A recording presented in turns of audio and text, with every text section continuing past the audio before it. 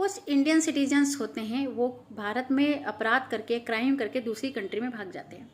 आप दूसरी कंट्री में भाग जाएंगे तो हमारी इंडियन जो गवर्नमेंट है उनको पकड़ नहीं पाएगी, लेकिन उनको एक संधि के तहत, एक ट्रीटी के तहत हम ला सकते हैं। उसी को ही हम बोलते हैं एक्स्ट्राडिशन ट्रीटीज या फिर प्रत्यर्पण की संधि। इस संधि में होता क्या है कि हमारे देश का जो व्यक्ति है क्राइम करके दूसरे देश भाग गया है तो वो हमको वापस लौटा दे, और उनकी कंट्री का कोई व्यक्ति है वहाँ अगर उसने क्राइम किया तो हम उसको वापस लौटा दें। इस तरह की संधि होती है, वो अलग अलग देशों के साथ हमारी होती है।